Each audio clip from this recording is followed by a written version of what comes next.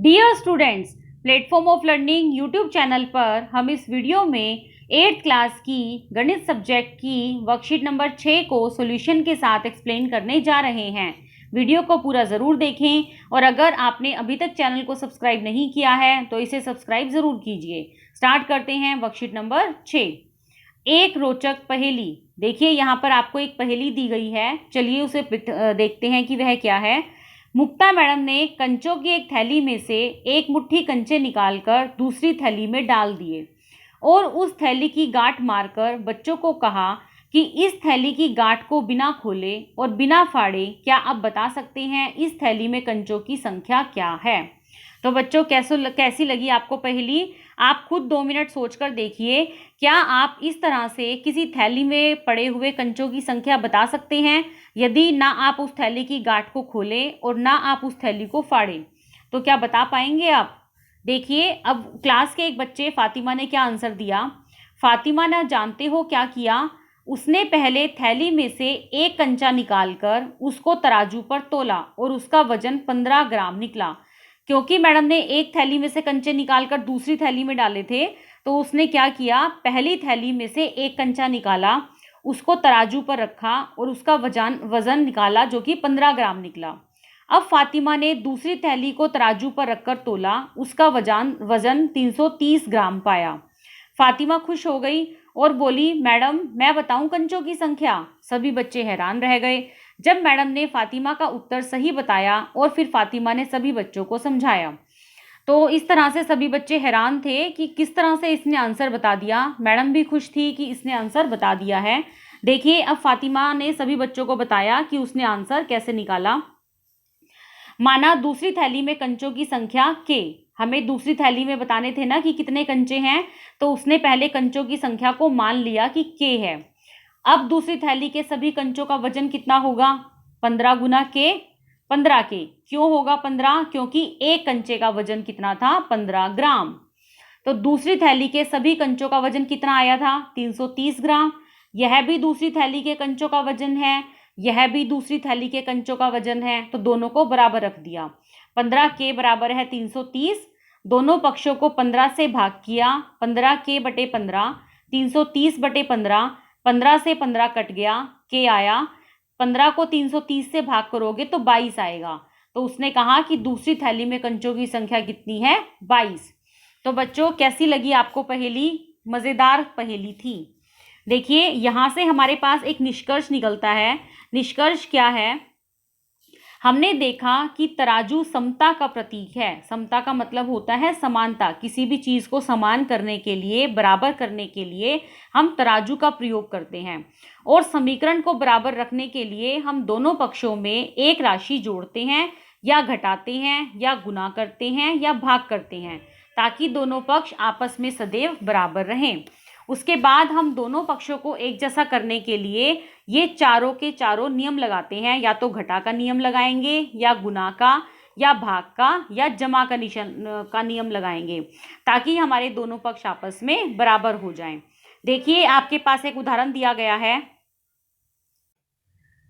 उदाहरण नंबर 1। रवि के पास मीना से 5 अधिक पेंसिल हैं। यदि दोनों के पास कुल 19 पेंसिल हैं तो रवि और मीना के पास क्रमशः कितनी पेंसिल हैं? अब देखिए उसने कहा है कि रवि के पास मीना से 5 पेंसिल ज़्यादा हैं। क्योंकि हमें मीना की पेंसिल नहीं पता तो हमें मानना पड़ेगा, माना मीना की पेंसिल है P, तो रवि के पास पेंसिल कितनी होगी? इससे 5 ज़्यादा। 5 ज़्यादा का मतलब P जमा P, P जमा 5। तो दोनों के पास कुल पेंसिल कितनी दी गई हैं? 19। तो दोनों के पास है कुल पेंसिल 19। तो यहाँ से आप दोनों के पास पेंसिल निकाल सकते हैं। P जमा 5 बराबर है 19। अब देखिए क्योंकि 5 यहाँ पर जमा किया गया है तो हम दोनों पक्षों में से 5 घटाएंगे। दोनों पक्षों में से 5 घटाने पर P जमा 5 माइनस 5 बराबर 19 माइनस 5, 5 से 5 कट गया तो 2P बराबर है 14। अब देखिए 2 यहाँ पर गुना है तो हमें 2 से भाग करना पड़ेगा। दोनों पक्षों को 2 से भाग किया, 2P बटे 2 बराबर है 14 बटे 2, 2 से 2 कट गया यहाँ पर तो कितना आएगा? P बराबर है 7। P क्या था? मीना के पास जो पेंसिल थी, तो मीना के पास पेंसिल है 7। तो रवि के पास कितनी होंगी, p जमा p, p जमा 5, तो p जमा 5 का मतलब है 7 जमा 5 बराबर है 12। तो इस तरह से हम कोई भी क्वेश्चन मानकर सॉल्व कर सकते हैं। आगे देखिए, आपने देखा कि एक पक्ष या बायां पक्ष को चरों के रूप में बदलने और दूसरे पक्ष या दायां पक्ष को संख्या के रूप में बदलने पर हम बायां पक्ष में जो संख्या जमा की जाती है उसी संख्या को दाएं पक्ष में ले जाकर घटा देते हैं। हम बायां पक्ष में जो संख्या घटा की होती है उसी संख्या को दाएं पक्ष में ले जाकर जमा कर देते हैं। बायां पक्ष में जो संख्या गुना होती है उसी संख्या को दाएं पक्ष में ले जाकर भाग करते हैं। बाएं पक्ष में जो संख्या भाग होती है उसी संख्या को दाएं पक्ष में ले जाकर गुना करते हैं। देखिए, उल्टा करना है आपको। अगर संख्या जमा की गई है तो घटानी है, घटा की गई है तो जमा करनी है, गुना की गई है तो भाग करनी है, भाग की गई है तो गुना करनी है। इस तरह से हम किसी भी पक्ष को बराबर निकाल सकते हैं, क्योंकि जमा और घटा, गुना और भाग एक दूसरे के पूरक हैं। पूरक का मतलब एक दूसरे के उल्टा हैं। देखिए, कुछ प्रश्न दिए गए हैं, चलिए इन प्रश्नों को सॉल्व करते हैं। पहला प्रश्न है y-7 बराबर है 27। अब देखिए, क्योंकि यहाँ पर 7 माइनस है तो हमें 7 को जमा करना पड़ेगा। दोनों पक्षों में 7 जोड़ने पर y-7 प्लस 7 बराबर है 27 जमा 7, 7 से 7 कट जाएगा तो y बराबर है 34।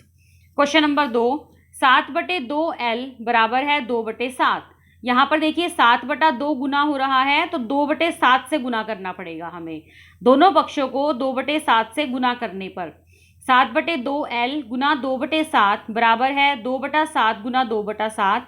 यहाँ पे 7 से 7 कटेगा, 2 से 2 कटेगा तो l बचेगा। l बराबर है 2 दूनी 4, 7 सते 49, तो 4/49। आगे देखिए तीसरा क्वेश्चन, 9u। तीसरा क्वेश्चन है हमारे पास 9u जमा 2/7u बराबर है 4। यहाँ पर देखिए 7 से भाग किया गया है तो हमें 7 से गुना करना पड़ेगा। दोनों पक्षों को 7 से गुना करने पर 9u गुना 7 जमा 2/7u गुना 7 बराबर है 4 गुना 7। 7 से 7 कट जाएगा तो यहाँ पर कितना बचेगा, 2u। 9 सते 63u जमा 2u बराबर है 28। 63 और 2 65u बराबर है 28। यहाँ पर 65 गुना है तो हमें 65 से भाग करना पड़ेगा। दोनों पक्षों को 65 से भाग करने पर 65u/65 बराबर है 28/65। 65 से 65 कटेगा तो यहाँ पर u आएगा 28/65। तो स्टूडेंट्स, ये है हमारी वर्कशीट का पूरा सॉल्यूशन। उम्मीद है आपको ये वर्कशीट अच्छे से समझ में आ गई होगी। फिर भी यदि आपको कोई डाउट है या कोई क्वेरी है तो वीडियो के कमेंट सेक्शन में ज़रूर पूछिए। मैं आपके कमेंट्स का जल्दी से जल्दी रिप्लाई करने की कोशिश करूँगी। वीडियो को लाइक और अपने फ्रेंड के साथ शेयर ज़रूर कीजिए। Thanks for watching. Have a nice day.